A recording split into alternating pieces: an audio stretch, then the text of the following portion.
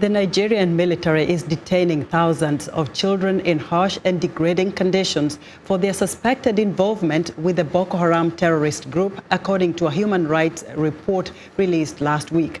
Children as young as 5 years old are allegedly being held without charge for months or even years in military barracks without contact with their families. Now, for more perspective on this disturbing story, I'm joined live via Skype from New York by Jo Becker, a researcher at Human Rights Watch who co-authored the report. Jo, welcome to Africa 54. Thank you very much. It's good to be with you. How did the Nigerian military justify incarcerating children as young as 5 years old? Well, clearly the Boko Haram insurgency has created big challenges for the Nigerian military. Boko Haram is known for horrific atrocities against the civilian population. But in response, the Nigerian authorities have rounded up thousands of individuals and placed them in detention as suspected Boko Haram members. What we found from interviewing children who had been detained is that oftentimes these children were fleeing Boko Haram attacks on their villages.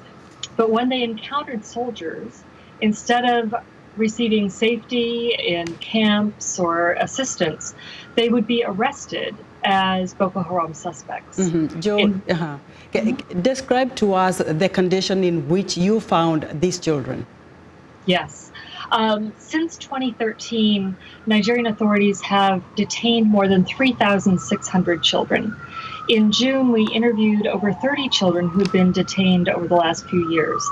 We did not have access to their detention facilities, but what they described to us was horrific. Severe overcrowding with hundreds of children crowded into a cell 10 meters by 10 meters, hundreds of detainees sharing a single open toilet. Children said that the space was so limited that they couldn't even turn over at night. They would be packed one against each other to sleep. They described it like being razor blades in a pack. Can you share with us some of the things maybe some of these children told you? Well, one story that sticks in my mind is a young girl we interviewed. We'll call her Khadija. She described that Boko Haram came to her village when she was 8 years old, and they abducted her and others from her village. When they took her to the Boko Haram camp, they tried to force her to marry a Boko Haram member, and she and many of the other captives refused, and so they were locked up for a month as punishment. They were finally able to escape, but when they encountered soldiers, instead of returning Khadija to her family, they put her in detention for 2 years.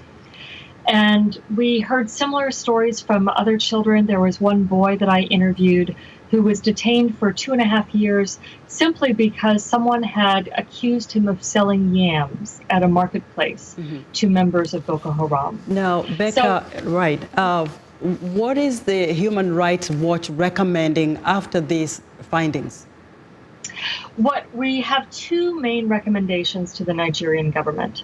One is they've already released a large number of children, which is significant progress, but we want them to release any remaining children who are still in military barracks to UNICEF and civilian authorities so that they can receive rehabilitation, be reunited with their family, and be reunited or be reintegrated into their communities. Right. The second thing we want Nigeria to do is sign what's called a handover protocol, so that in the future, when military authorities apprehend children, they swiftly transfer them to civilian authorities to avoid any military detention in the future.